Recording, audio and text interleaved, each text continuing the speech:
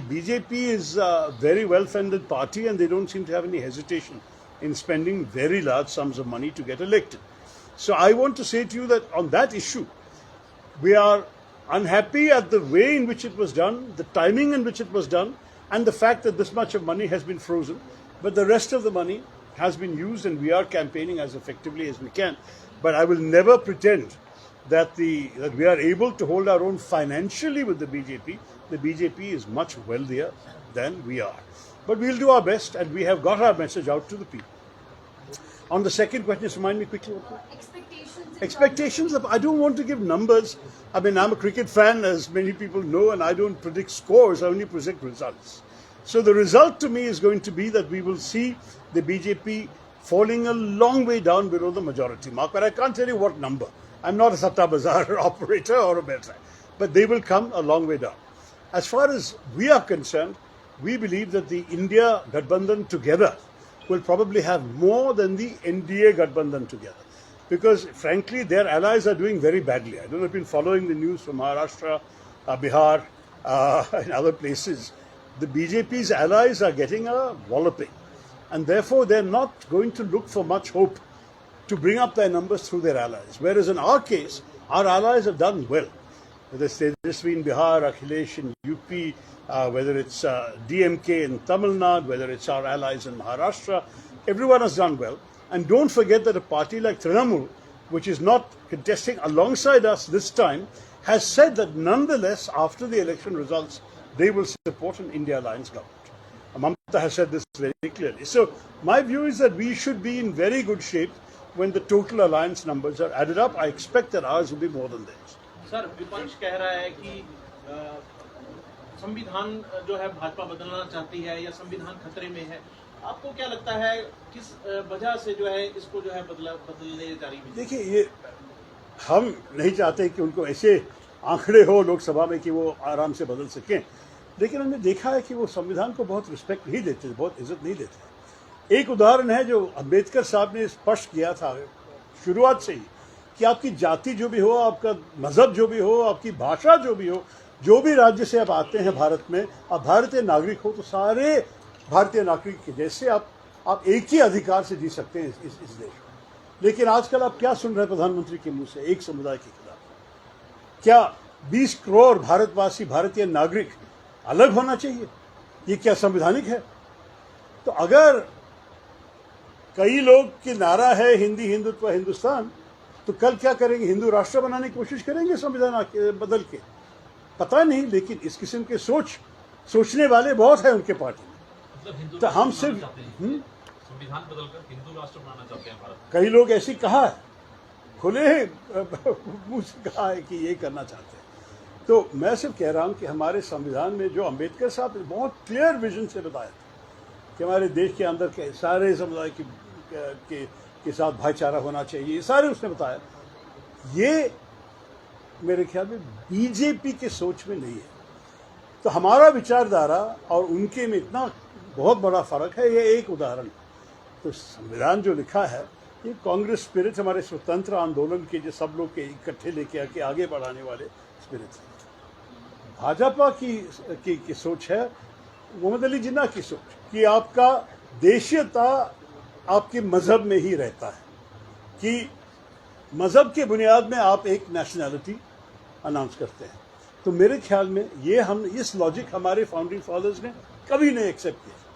वो लोग वही कहा कि ये पाकिस्तान का लॉजिक है, भारत में हमारे स्वतंत्रता सब लोग के लिए है और हम ऐसे संविधान लिखेंगे कि सब लोग इसमें शामिल होंगे। तो इस किस्म के इंक्लूसिव इंडिया की पार्टी है कांग्रेस। सर, ऐसा लगता है कि इसीलिए जो है संविधान को जो है भाजपा बदलेगी कि एक हिंदू राष्ट्र जो है भारत। ये एक उदाहरण है यार, क्या दूसरा चेंजेस क्या ले आ सकेंगे?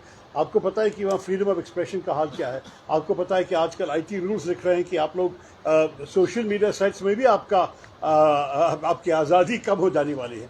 बहुत सारे चीज़ बदलने के लिए ये लोग तैयार है और हम चाहते हैं कि उनकी इतनी मजबूती मत दे दें कि भारत के सारे स्पिरिट को बदल सके। फिर भी हमारी उम्मीद है कि बेस्ट सरकार को बदल ले, तब तो ये बात भी हम करने की जरूरत नहीं पड़ेगी, उनकी मोमेंटम रुक जाएगी।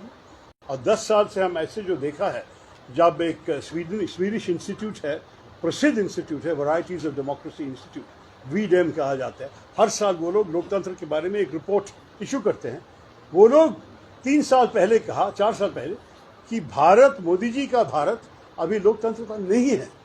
It is not a democracy, it is an electoral autocracy. इसका मतलब क्या है कि आप आपके नेताओं को चुन लेते हैं, लेकिन चुनने के बाद आपका कोई हक नहीं है। वो लोग इस देश को चलाते हैं जैसे वो लोग ऑटोक्रेट्स हैं।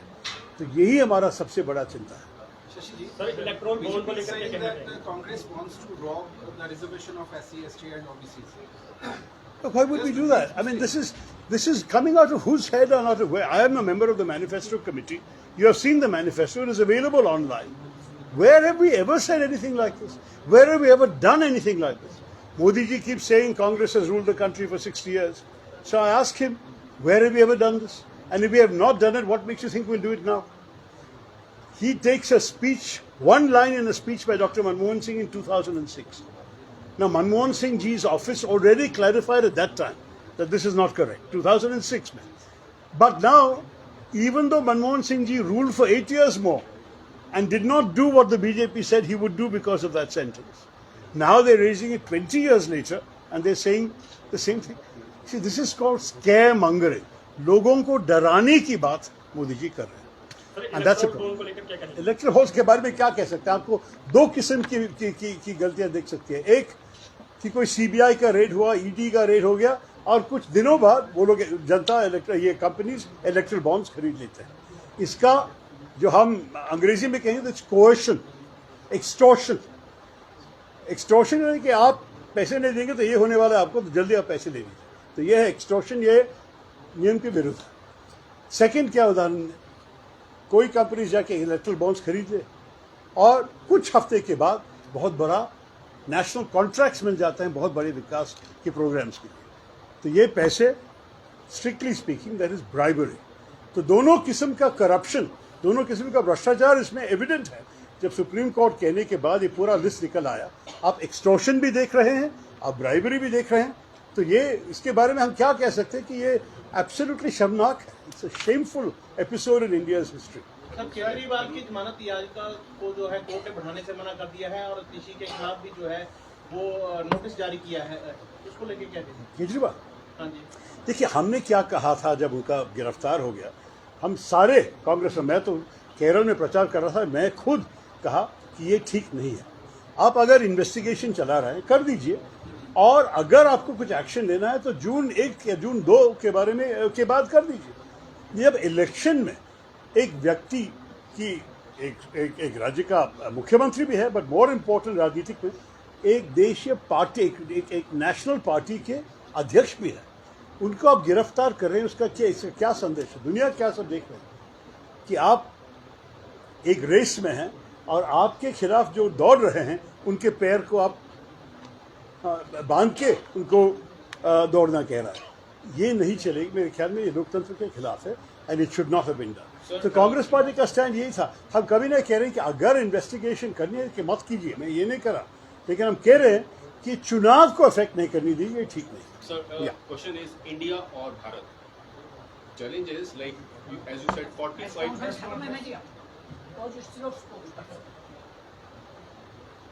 I'm just asking a simple question from Himachal. देखिए आप लोग को सुनाने के लिए शायद वो पूछा है। हाँ बोलिए। So मेरा question एक था कि like India or Bharat, the question is 45% as you said graduates or undergraduates are unemployed. Exactly. And BJP government is saying like we will give 80 crore लोगों को अनाज देंगे. So that means हम फिर below poverty line जाएंगे.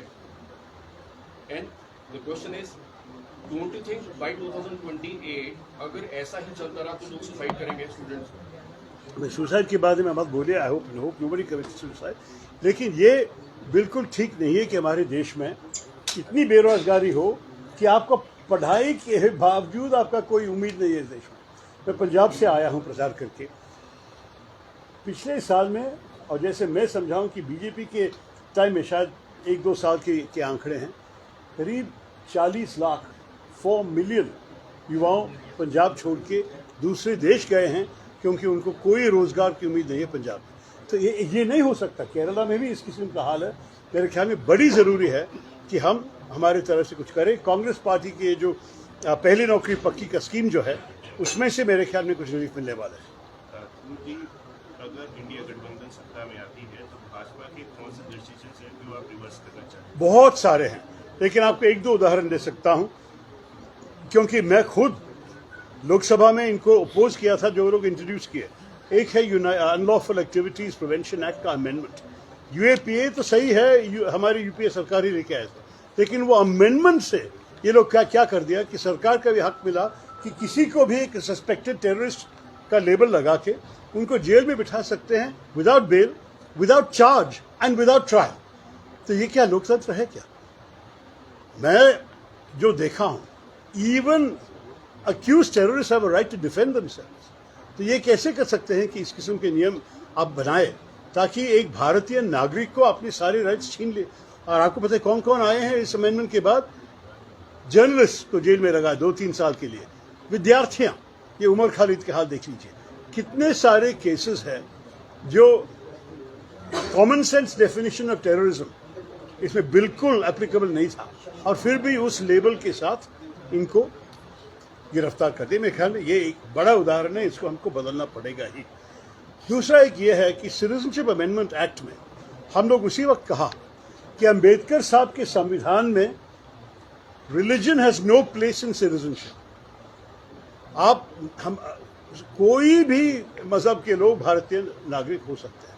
तब अगर fast track citizenship लेके आते हैं हमारे पड़ोस देशों के रेफ्यूजीज को, अच्छी बात है, कर दीजिए, हम लोग पूरा समर्थन करेंगे, लेकिन इसमें रिलीजन मेंशन करने की क्या जरूरत थी?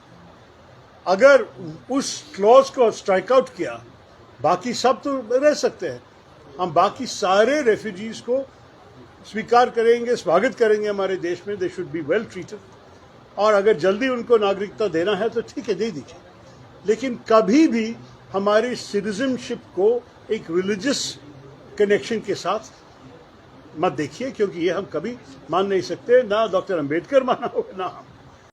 तो ये 2 उदाहरण आपको देता हूं, लेकिन मेरे ख्याल में जब हम इनिशियल लिस्ट ड्रॉ किए थे करीब 26 लॉस थे, जैसे इस किस्म के अनडेमोक्रेटिक एलिमेंट्स जो वो लोग आके थे, अब रिपील करेंगे या अमेंड करके बदलेंगे।